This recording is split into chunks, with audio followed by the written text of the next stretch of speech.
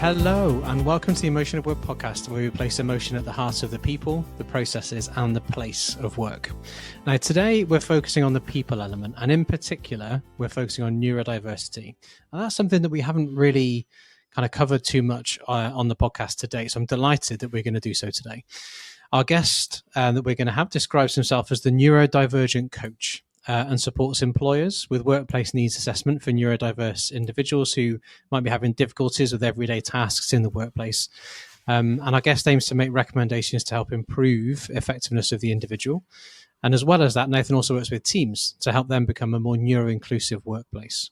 And as a leading practitioner who has their own lived experience of neurodiversity and now helps individuals, managers and organizations, I'm delighted to have our guest on the show today. So let's get our guest on the air. Welcome to the Emotion of Work podcast, Nathan Whitbread. Hi, Nathan.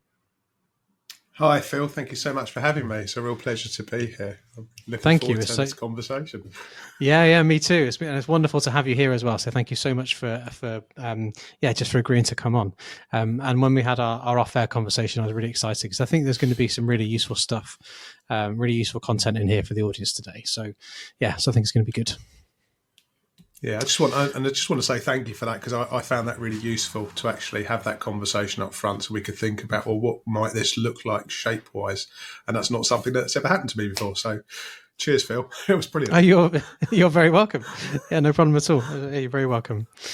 All right, so let's begin with, as we always do on this podcast, with our unexpected yet innocuous question. And so my question for you then, Nathan, is what makes for a good walk? Oh, that is a beautiful question.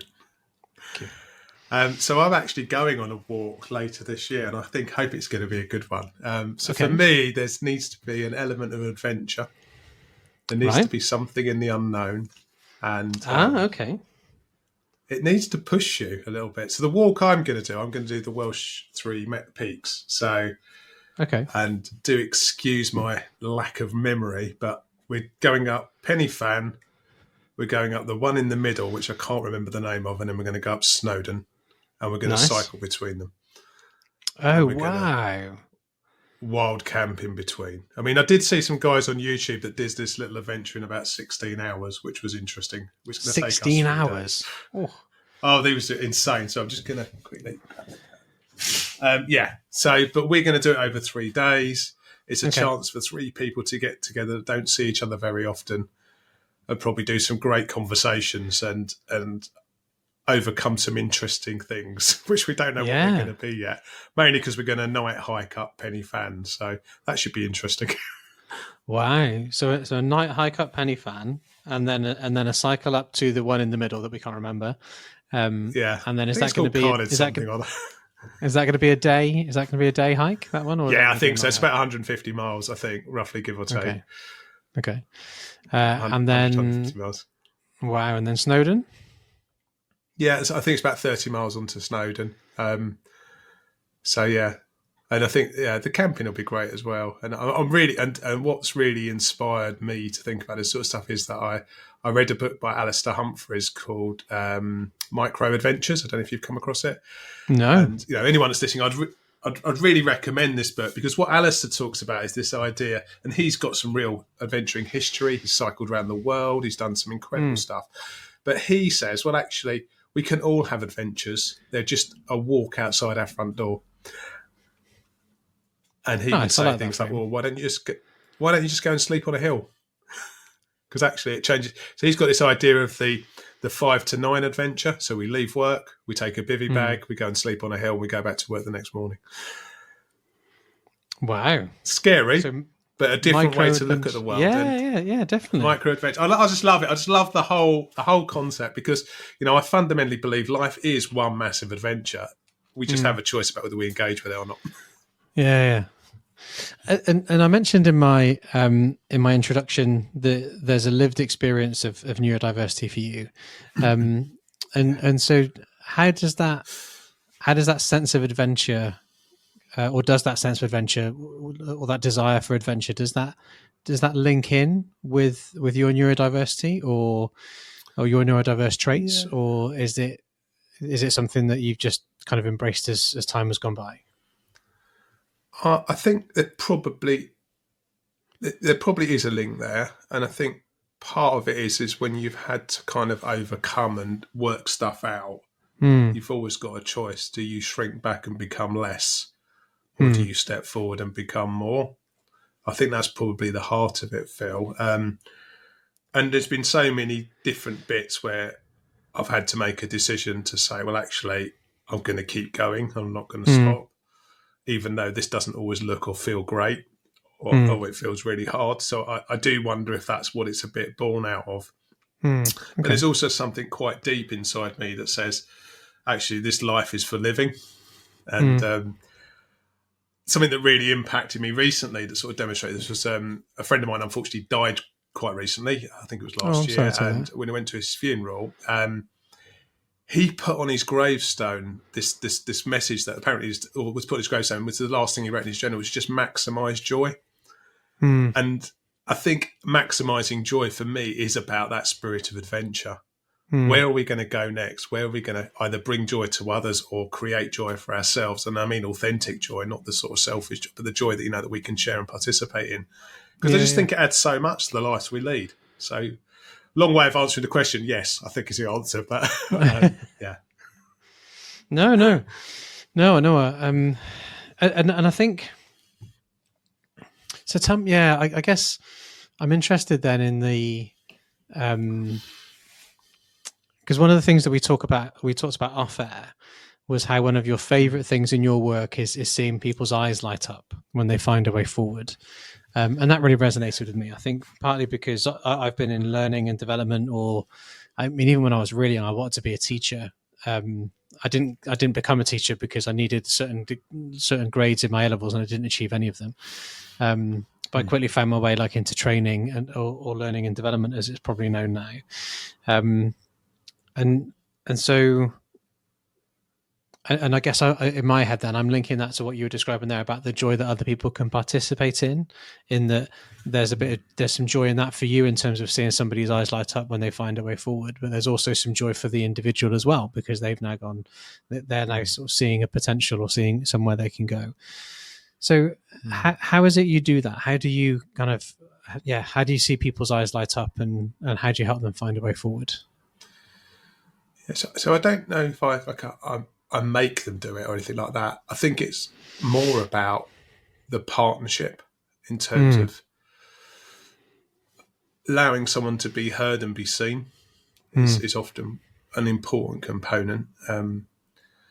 But then from there, working out with them in partnership what's really going on, because quite often when we look at something on our own, especially I was just thinking, I've got this seat next to me and I could have been sat in this seat with a particular problem for a long period of time. It's quite hard to actually notice what's really happening. So the work I do quite often is around supporting someone to move away from that seat and then look back and go, well, hold up a minute, what was going on in that seat? And what am I noticing about what's happened there? And now, what would I like to be different? And what might that look like? And I guess that really kind of captures that eyes lighting up moment. And where that phrase comes from me, by the way, is when in a previous life, I've worked in sort of pre-sales in technology. Right. And I've always, and what really struck me about that space was, I like technology, it's interesting. But what's really fascinating is when someone gets how that can transform their business or what they're trying to achieve. Yeah, okay. Their eyes light up, they go, oh, I get it. That changes everything. And I guess that's what I see happening in this coaching space as well. Quite often it's a realization of something that maybe we kind of knew, but now we're seeing it in a different way. And it's just like, oh, wow, I can do something different with that. I can approach this thing differently. I can structure what I'm doing differently. I can interact with my colleagues differently. We can do something different in this organization. And that can make it better, more effective for everybody, potentially. And I think that's the real magic in this. And I guess what you were describing there then in terms of the idea of supporting an individual to kind of almost perceptually move out of their seat, look back on it and go, what was going on when I was sat there then? and you mentioned coaching in that answer to the question as well. So what that made me wonder then is, as for working with those who might have neurodivergent traits, which I'm not sure if that's the right way to phrase it, by the way. So tell me if I phrase something, inaccurately or incorrectly. How might you change up your coaching approach to account for or accommodate those neurodivergent traits?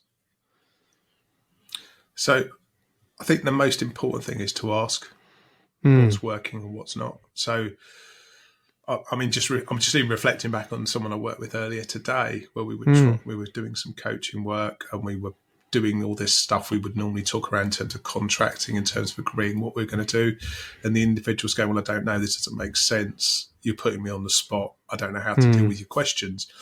So I think there's a kind of responsibility as the coach to then say, "Okay, what do we need to do differently? What do we need to do differently?" And for this particular individual, it was about actually just having a normal conversation where they could start to talk about some of the things that they were finding tricky, which actually hinged around anxiety. Right. Okay. So the very thing we were trying to do in terms of the coaching space was actually becoming part of the problem.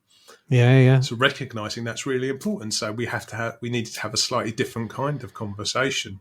And actually, whereas I thought we were going to go in and just do some work straight away, what we needed to do was some work around building rapport and trust, so that individual could then work out how to move forwards from there. Yeah, okay. Yeah, that makes sense. And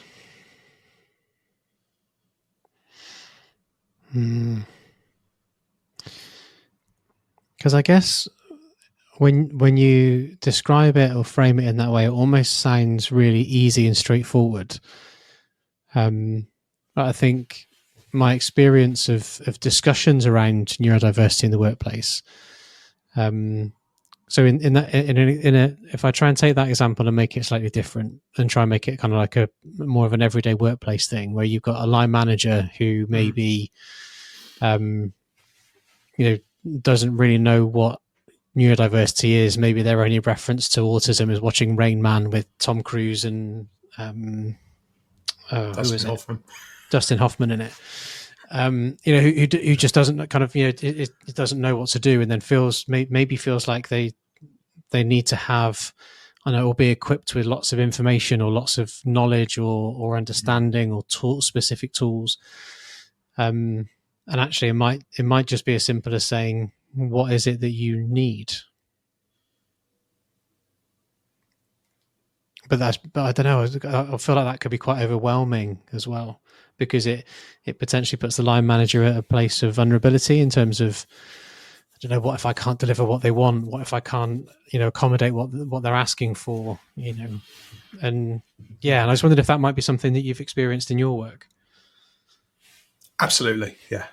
So the first thing to hit on is that I think there's this idea you need loads and loads of knowledge to work in this space, and I don't think that's true. I think what's really important is that we're gutsy enough to partner with the person we're working with, and that whether that's in a coach-thinker relationship or in a manager subordinate or employee relationship. And I think the question that's useful actually is not what condition have you got, but what does that mean for our conversation? Because it's very easy for me, for example, to say to you, well, I'm dyslexic and I've got ADHD traits and autistic traits, and you're probably going, well, that doesn't mean anything, but there's obviously a problem, and what the hell do we do next? Yeah. Whereas actually, if I say, do you know what sometimes, Phil, I find it really difficult to process stuff, so I sometimes need a little bit longer to think about it. And when we get to the end of this conversation, would it be okay if we just wrote down and agreed the actions so we could email them there and then? Because I just won't remember it, because my short-term memory is absolutely fried. Because now you've got something tangible, and we've got something tangible we can work with to make this work, so that we can amplify the strengths that I'm going to bring and manage the things that are maybe a bit difficult. And by the same token, because it's partnership, you need to be able to say, well, these are the things I need to make this conversation work. And can we agree what that is? And I would always describe, I don't know if the word's useful, but that's the contract we're kind of building together to say this is how we're going to do stuff. And I think that's much more important than understanding the ins and outs of any neurodivergent condition, because the other thing about neurodiversity is, and neurodivergent traits, is that they're all spectrum conditions. So there's variety and there's difference in terms of how it turns up. Also, we know that co-occurrence or comorbidity is the rule rather than the exception. That means that if you've got one of these items turning up for you, you're highly likely to have something else turning up for you. So that blend means that we don't know what this looks like until we ask. Yeah. And that's really, really important. Yeah, definitely. That's really, really important to hold the individual. And I don't know if this is useful to mention, Phil, but when you said at the beginning did you say you'd failed some exams at school? Was it your A-levels? Yeah, I didn't fail them. I got the worst possible grades. I got three E's. So I did. So technically, I passed them. Oh wow! So you beat me though, because I got a couple of U's. I got a couple and the reason why I say that is because as you said that, it suddenly made me think, well, what was my first coaching conversation? And it was from my dad, actually. How was it? And it went a bit like this. Oh yeah, it went a bit like this. My dad was a builder at the time. It went a bit like this. So I came back from school and said to him, well, this has happened. I was actually mortified because I really didn't expect it. And he just said, well, you're not going to come and work for me, son. So you better go and work out what you are going to do. And but that was fundamentally really useful. Yeah. And the reason why it was useful, because he could have said, come and join me and be part of my building business. And it would have been the worst possible thing ever. Because instead of saying, well, actually, bad stuff happens and we can move forwards, it would have been like, okay, I'll come and make it all right. Yeah. I don't know if that's helpful, but I know it's a bit of a kind of... No. Really helpful. That was really helpful from it. Yeah, no, definitely. And one of the things that really resonated with me in terms of what you were describing about the different neurodivergent traits and how they can be spectrum related, and therefore, what might look as there might be a particular, I don't know, element or particular behaviors around on the autistic spectrum, for example, that one person may display and someone else may not. And I remember when I took on a role and I joined the team, and one of the members of the team, I was told, I'm not too sure about him. So work with him and find out what you think, and then if it's not working, then and if he's not able to do what you need him to do, then let me know and we can find a way forward. I was like, all right, okay, fair enough. And what was happening was he wasn't being used to his strengths in any way, shape, or form. There were some things that he was incredible at, and one of those things was not delivering what was asked of him, but delivering something better. So, so he would, so if I said to him, this is what I want, he'd go, okay, and he'd go away and he'd process it, and he'd come back with something that wasn't what I asked for, but was better than what I asked for. And that was one of the things and it was perceived as, kind of him being domineering or of like not paying attention or not listening, because he wasn't doing what was asked for. But I was like, okay, this is really interesting. So what I'm finding out here is that actually I've got someone who comes up with something more, especially when it was to do with something creative. So if it was kind of coming up with something, so there was a video that I needed doing, and I gave him a storyboard I wanted him to follow, and he didn't follow my storyboard. He did at the beginning, and there was a bit in the middle, but most of it was completely different to the storyboard that I gave him. But the result was just amazing. And at that point I learned, right, this is what I need then. So what I need to do is tell him what I think I want, and then leave him alone, let him work his magic, and he'll come back with something better. And similarly, when we'd be in team meetings, he would go within himself. So he'd kind of, I could see that I'd lost him. So he was just in his own head, doing something, working something out. And to begin with, someone in the team said, it's just really disrespectful. And I was like, no, it's not disrespectful. He is thinking deeply about what we're discussing. So you're interpreting him as being disengaged and not paying attention and not listening. And that isn't the case. What's actually happening is deep in thought about what we're discussing and what's happening and what we're trying to do, because he's trying to come up with an idea to make it better. I remember there was one meeting where I brought him in with me, and it was with like the HR director, IT director, the MD, and someone else, and we were talking about something, and I saw that I lost him, and I was like, okay, he's on it. Whatever the solution is that we need, it's forming over there. And I remember the HR director, who was my boss, said, "Is he okay?" And I said, yeah, he's fine. Just leave him alone. And then he sat there, and then mid conversation, so there was a whole big conversation going on, and then he went, "Exploding maps. That's what we need. We need an exploding map." And I know exactly what we want. I know exactly what we need. Phil, can I go and get on with it? And I was like, "Yeah, off you go. Go do what you need to do." And it was just incredible to watch. And the rest of the room were just stunned, and they were like, "What is going on? What is happening here?" And I said, "Just trust me. What will come back will be not what you wanted, but it'll be better.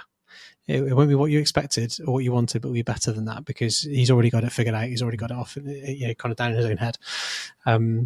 And it was a couple of years after that, through different conversations that he and I had together, that I said to him, "Have you looked into neurodiversity? Have you looked into autism?" Because when I think about some of your behaviours, that's some of what I see. And I remember when he went and got diagnosed, he said, this is just incredible, because I now know what I need. I now know that I can go to a job interview and say, I have autistic traits. These are the traits that I have. This is therefore what I need. This is how I need, this is how the job can be set up in a way that works really, really, really well for me. So yeah, I think that partnering with the individual to help them explain what it is that they need. I think that's absolutely right. And also you talked about noticing there, which I think is really helpful, Phil, because we can't diagnose, but we can notice and say, I'm just wondering, based on what I understand about this, whether this is something useful to explore. Yeah. And I loved as well when you talked there about how he was able to then say, I understand a bit more about myself. This is the strengths I bring. This is the stuff I need to, that I need to help manage, so I can amplify the great stuff and manage the things I find difficult. And I think that's the whole story here. If we can do that effectively, I think the upside for organisations is absolutely huge. As you've talked about, you got more than you wanted. Wouldn't it be great if we can get more than we wanted from everybody, as opposed to just a few people that actually step outside and just do it anyway? Yeah, exactly.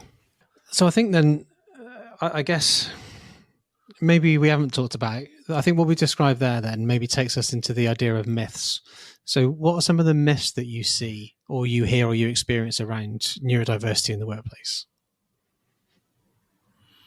Well, I think you touched on some of these already. We've sometimes got some ideas about what we think this stuff is, maybe based on films we've seen, maybe based on people we've met, or maybe it's actually even based on our own experience. Because as I'd already shared, I've got some lived experience, but that's only true for me. And that's deeply personal. But I could take the view that everyone else that describes themselves like me is the same. And that wouldn't be true. And that, in a sense, creates a myth itself.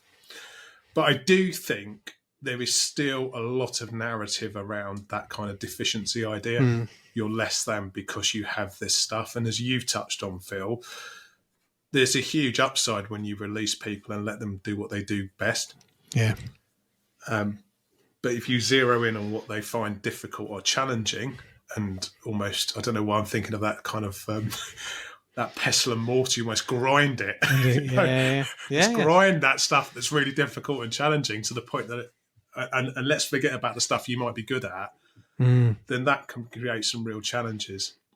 So there's certainly some myths, I think, around that you that you somehow magically acquire this stuff. So the majority of neurodivergent conditions are neurodevelopmental. That means we generally have them from birth. In terms of how they turn up, which means they all fit within the Equality Act, because that it needs to be something that has a substantial impact on your life for a minimum of 12 months. So these all fit within that.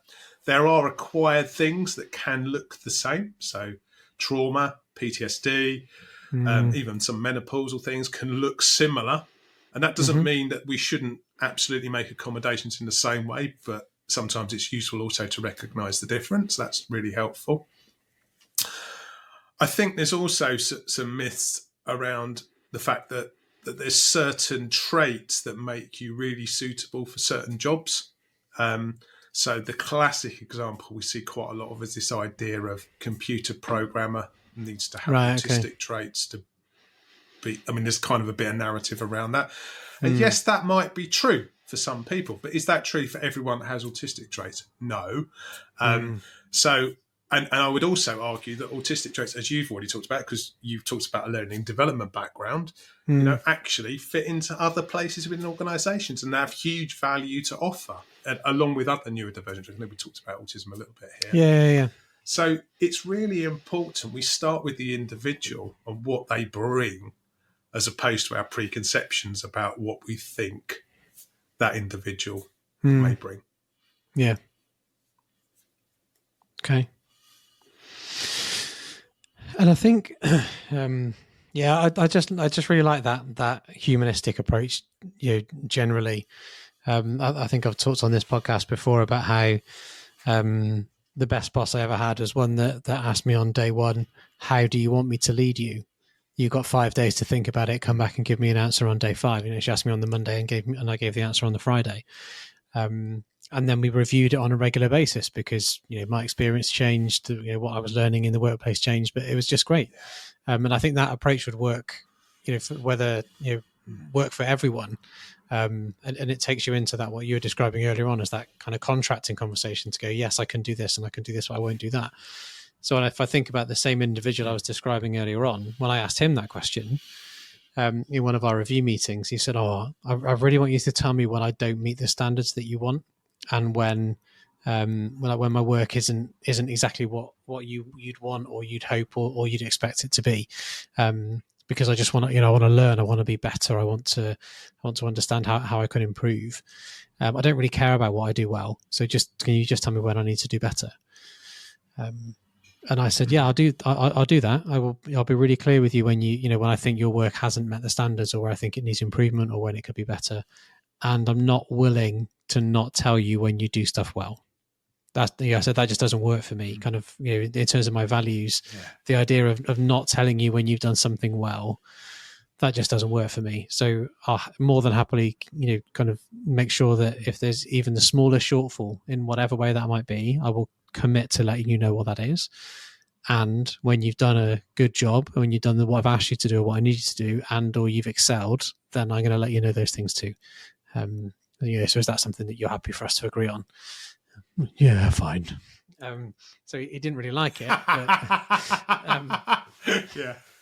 but that's about a two-way contract. Yeah, exactly. Because that's not a one-way contract. This isn't like the government telling you to do something. This is two people who are working it out together as peers. Yeah, definitely. And that's different.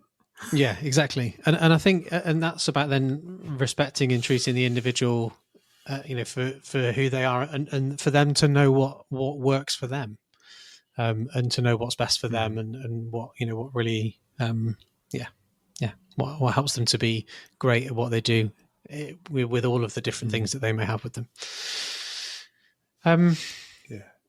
So I guess we talked about maybe some like norms or some expectations that might sit around neurodiversity. And I remember when we were doing our off-air recording, we talked about the medical versus social view, or the medical versus social approach to neurodiversity. And I just thought that might be really interesting for the listeners. So is that something we could, just explore a bit more? Would that be okay? Of course, yeah.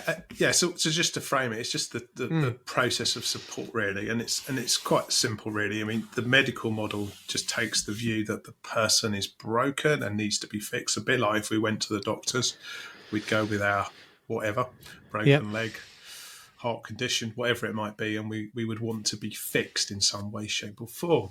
But the thing with a lot of this stuff around hidden disability, as it's sometimes framed, is that the person or the individual isn't broken until they step into the environment. So it might be to do with the processes we have, the way we do stuff, the way that the organisation is structured. Maybe it's even down to the way that our kind of hybrid working policy, what does that look like? That may be disabling the individual. So that's looking at the social model, saying, well, actually, we need to adapt our environmental stuff so that individual is no longer disabled by what's going on. And this comes back to that idea about how do we support individuals to amplify their strengths and manage the things they find difficult. I firmly believe that this isn't about one model or the other, by the way. It's about both of them working together. There are certainly some things we can do to support the individual that are really useful and helpful. Yep. So Yep. for me, I can't spell for toffee. Writing is a traumatic, stressful experience that kind of causes me all sorts of issues. So dictating is amazing. It allows me to get ideas out at speed. Tools like Grammarly allow me to then correct them and understand them. Tools like ChatGPT and other AI tools help me with the formation of ideas, and that's all really useful. But that doesn't necessarily support me with how sort of things like expenses systems or data processing systems or how I'm expected to do stuff works. That also needs to be looked at in that social work. And that might be around simple stuff like how do we construct our meetings? So this may sound painfully simple and obvious, but so I worked with someone recently who was talking about how they were overwhelmed and stressed about how they had to minute meetings. And this is because the way the organisation decided things to be done was that detailed minutes needed to be written up after a meeting, when in fact what they really wanted or needed was the capturing of the main agreed points and the actions. Right, so what we did with that piece of work, Phil, was really simply to say, well, actually, let's make sure meetings are a bit shorter. They're 50 minutes instead of an hour, so there's always a bit of breathing space. And secondly, that actually we agree that at the end of the meeting, we're going to take 5 minutes out to agree what are the things we've agreed and also agree what the actions are and then just share it there and then. And just by changing that sort of environmental process, removed a massive job that was stressful and ultimately didn't serve the organisation because the individual wasn't writing the minutes up until sometimes months later when they became irrelevant. They were inaccurate and unhelpful. Yeah. You can sort of see what's going on there. And that individual was stressed and kind of upset about the whole thing. So by just changing that little environmental thing, actually had a huge impact. And it's also something they could reuse throughout the organisation. Say, well, actually, this is the way we're going to do stuff. Now, I know none of this is rocket science, but it never is, arguably. It's always about the simple things that change everything, from what I've noticed. Yeah, definitely. And I think that,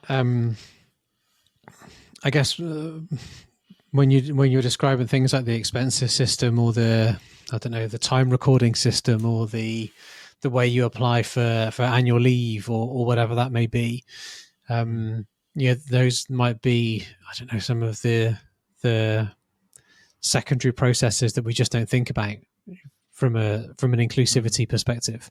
We just think, everyone can just get on with that, whereas actually having something where you can upload a receipt and then the software will scan and put in the name of the supplier, they'll put in the values, they'll put in the VAT calculation, and all of that stuff happens automatically rather than it being a manual intervention-y thing. Might make the difference. I understand. Yeah. As you say that, it just really resonates. So running my own business, the movement from spreadsheet to sort of online accounting software was just completely game changing. It generates everything for you. It sends the invoice. It sends the chase up. If something's not coming on time. It's just about removing process that's just completely unnecessary. There's some brilliant things you can automate when it's the right time to do so, but that just enables you to do what you're great at, as opposed to the stuff that ultimately hamstrings you. Yeah, definitely. And what really kind of, shone through for me, or shines through for me, shone through for me in our first conversation, shines through again today, is your passion for this area, and where does that passion come from for you? I think it comes back to that eyes lighting up bit. It's in terms of this really changes people's lives. So if we take the view, we're going to spend a lot of our life at work, and we only get one life, don't we? Whether we like it or not. I'm sure I did read the other day that our first 150-year-old has been born. I'm not sure it's me, but There's going to be some people. We're going to spend a lot of our life at work. Yeah. So it's important that it's a place where we can bring value and I think where we can actually enjoy ourselves and do useful things. I think it's so important, and I think this kind of work around, supporting individuals to amplify what they do great and manage things they find difficult can make that work environment a bit more joyful. And that's what really excites me, because that feels like paying it forwards, big style. Because I know I've worked in places where it hasn't been great and it hasn't been good.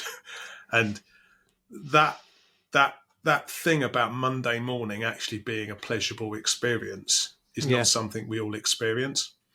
So anything I can do to help make that a reality for someone else feels like a net positive. Yeah, definitely. And I think kind of sprinkled throughout the conversation that we've had are sort of some recommendations or some suggestions maybe for individuals themselves or for managers or for organizations.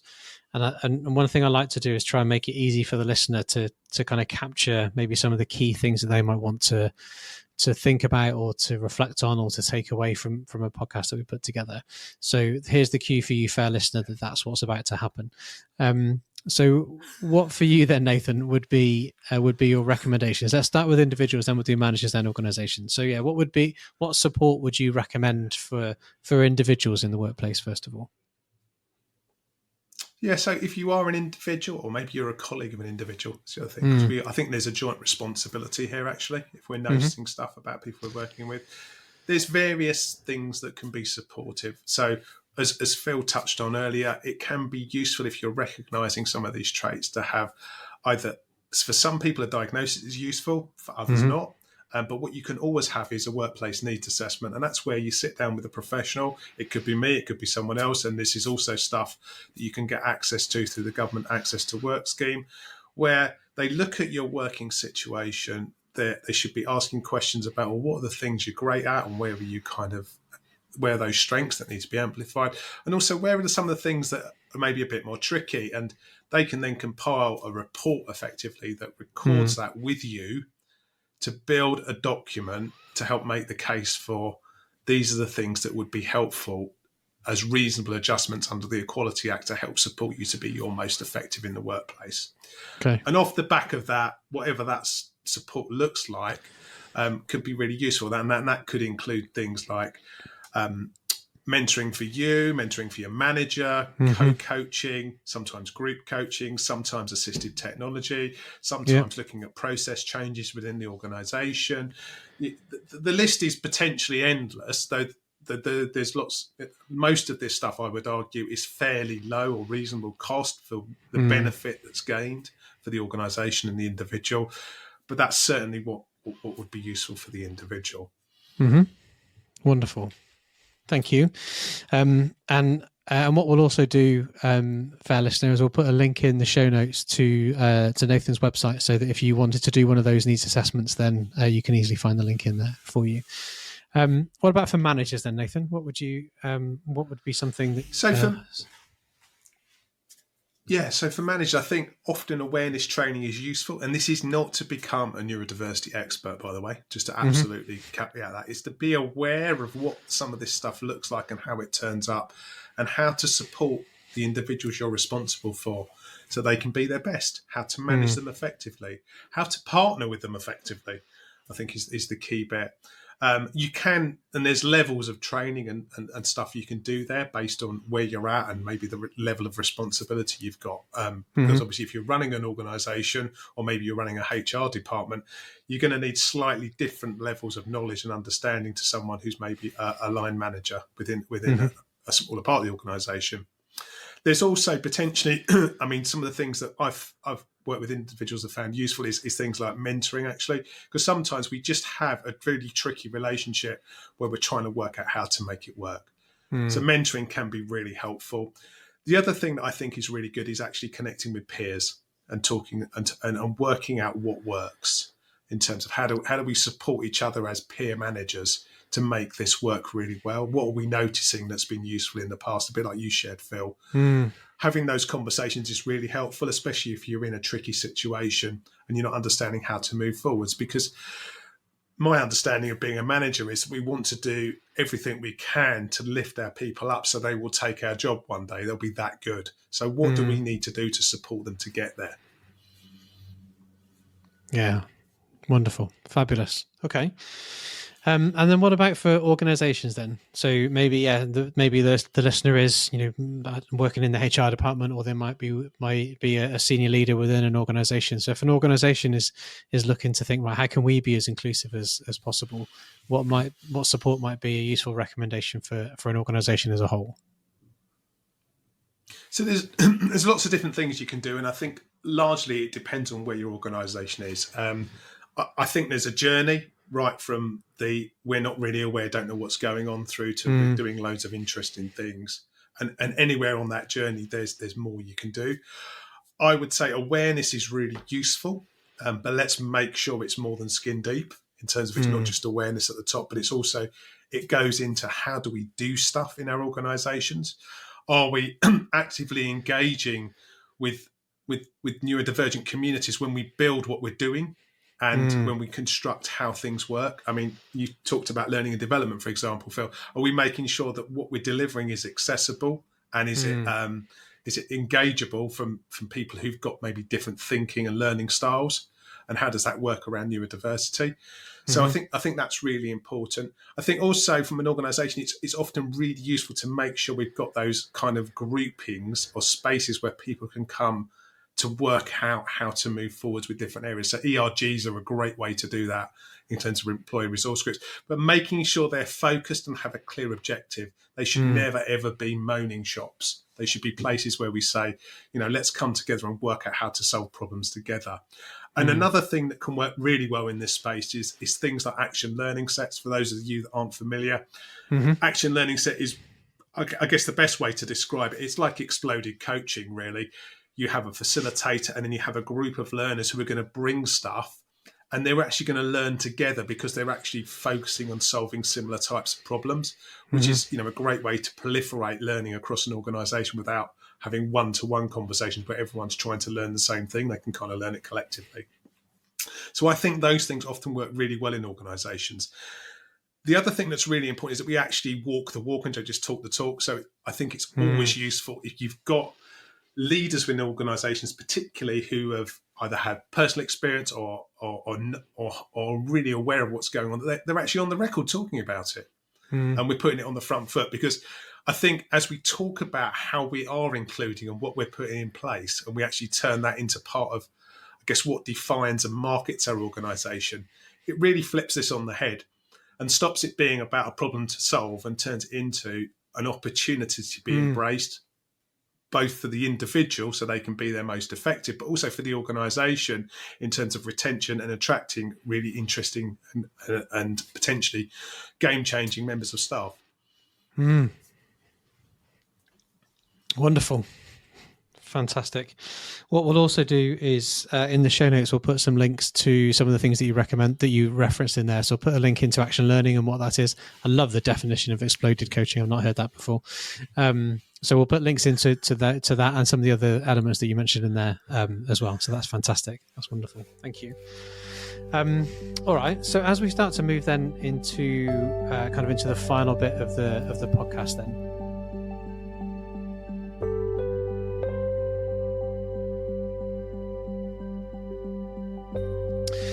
The confidence, the security, and the optimism that people feel as a result of the coaching work that we at Emotion at Work do is what makes our coachees' eyes light up. So a bit like what Nathan was describing earlier on, we see that eyes lighting up moment regularly in the coaching work that we do.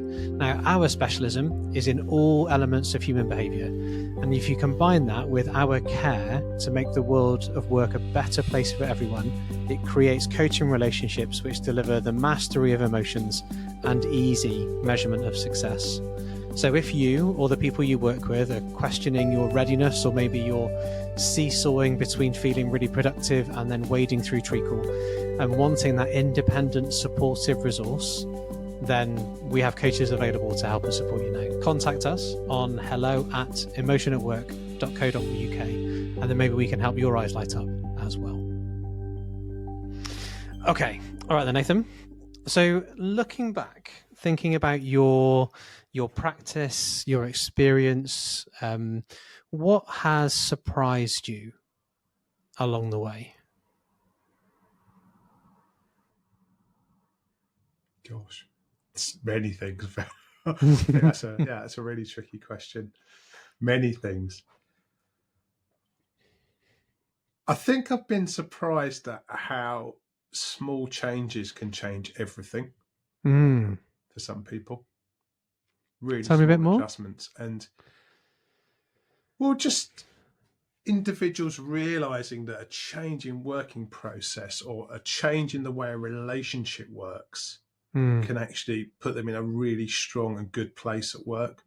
Because if we take that fundamental belief that the majority of human beings are out to do their best and want to do good things, often when we have fractious or tricky relationships, that's because of a misunderstanding or breakdown in communication. So if we can resolve that, suddenly everything can change for someone. So that does really, really surprise me in terms of when you can be part of the solution to that. I think that is amazing. That's probably the biggest thing that surprises me, that how such a small interventions can really shift the needle on that stuff. And that's particularly relevant when you've got misunderstanding around how someone's turning up or how they're presenting or how maybe they've considered or thought about the situation. Yeah, and I think that one of the things that I describe a lot is the idea that humans are meaning-making machines. So we see a behavior and we make it mean something. And so if I go back to my example from earlier on with my colleague in the team meeting, the when he was thinking deeply, he was perceived as, the other member of the team had made it mean that he doesn't care and he's disinterested and he's being disrespectful. And I was like, no, it's not that, and so I think, that misunderstanding, I think, might be, I don't know, maybe unfair for me to say, but it might often be that we are making a behavior mean something that is different to what actually might be happening or what actually might be going on. So if we can hold our own, our own interpretation and go and seek clarity and seek understanding from the individual themselves to say, right, when notice this behavior happens, tell me about that. What's going on for you when that behavior is happening? Because I just want to understand what that, what it is for you, what's going on, what's happening. That really speaks to me, Phil, that idea of, we can notice, not diagnose, because it's very, like you say, it's very easy for us to jump to the diagnostic of what that means, as opposed to noticing you don't seem to want to look, wonder what that's all about, or I'm noticing that you're fidgeting a bit, I wonder what that's all about, or I'm getting a feeling you need to be somewhere else. Is that because, we'll wonder what that's all about. Is that because you need to go and do something with what you've got? And one of the classic things from a different space that comes up for me around that is, for me and for a number of people, work with short-term memory is a massive issue in terms of actually being able to hold stuff in your memory. So if you're in an environment where people, for whatever reason, have decided it's not appropriate to get your mobile phone out because they've deemed that that's somehow disrespectful, that can be really challenging, because actually for me, I use apps like Evernote to record my life, and the fact I write it down means I can hold it and I'll actually do something with it. But if you don't let me do that, then I'm agitated and stressed, because I know that we've had this great idea and conversation and it's going to go soon, and I don't know what to do, and I'm a bit scared that I'm going to forget it. Yeah, I think that's a really wonderful example. Yeah, that's a really great example. Okay, so if if somebody wanted to know more, then, I mean, we've already had one book recommendation so far, which was the Microadventures that we had at the beginning. What if somebody wanted to find out more about? I do love books, by the way. Yeah, that's all right. What would you recommend? So it could be books, it could be TED Talks, it could be podcasts. What would you? Somebody wanted to find out more about this area. What would you recommend people go and find? Yes, there's a couple of really good books. So there's a brilliant book by Professor Amanda Kirby and Theo I think it's Theo Smith. I'm thinking Theo Wilcott. I thought it's Theo. Oh, I can't remember a second. I think it's Theo Smith. But that's called Neurodiversity at Work, and that's a really good book that talks about this subject quite broadly. Now, if you're interested more in coaching, I think the best book around this area is a book by Claire Pedrick called Simplifying Coaching. Okay, and the reason why that's a really good book is because what Claire does is she says, what's the least we need to do in service of the thinker? And that stuff really applies into this space, because we don't need to bring more stuff in. We need to create a safe space. And Claire's actually written a second book with someone else called The Human Behind the Coach as well, which also plays into a lot of the stuff that you've been talking about, Phil, in terms of how do we be human in this? And how do we get out of the way and notice and observe without diagnosing and truly be in partnership? So I found those really useful. Wonderful. And I love it when I get new book recommendations as well. So thank you, because they're new books for me. So thank you. They will go on the list. Yeah. I mean, can I recommend another book that's completely? Yeah, of course. I mean, it's not in this world, but I think it's useful.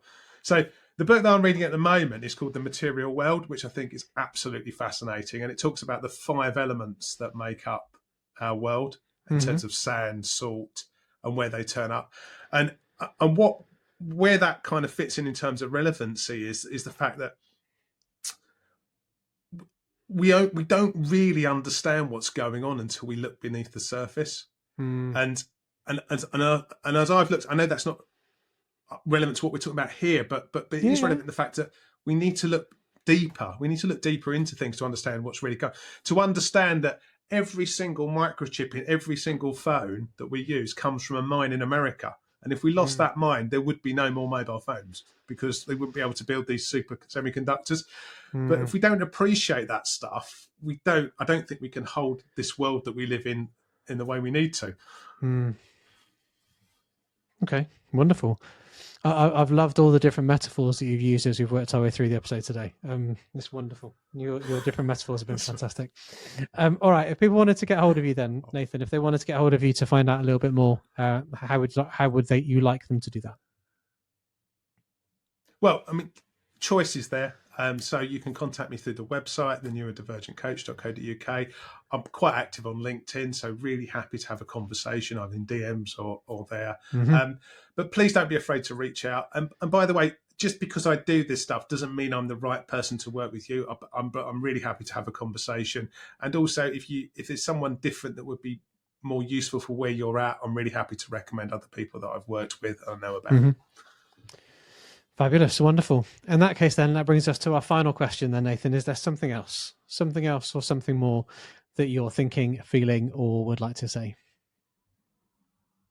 Well, just as a finish, really, I guess that takes this story forwards for me is as I've been involved in this work, the one thing that I've realised is that it's much more important to be a brilliant coach than it is to be a neurodiversity expert. And with that in mind, I've recently become an associate with 3D Coaching, who Claire Pedrick, who I mentioned earlier, has written those 2 books, set up. And what we're doing is we're starting to look at, well, how do we support coaches to get really confident in this space? Because if we can use those skills we've already got in this space really effectively, that can be great for everyone. Because what we hadn't touched on here, Phil, is that when we talk about neurodiversity and neurodivergent traits, we're probably talking somewhere about 20% of the population, if not more, in certain sectors. So this is big. So we're all bumping into this stuff. So the more confident we can be about doing great work in this space, the better, I think. Yeah, definitely. All right, wonderful. Well, so we'll put links into your website, we'll put a link into your LinkedIn profile, and we'll put a link into 3D Coaching as well. Fabulous. In which case then, I'll say, Nathan, thank you so much. Thank you so much for your time today. Thank you so much for coming onto the podcast. It's been a wonderful episode. Yeah, thank you so much.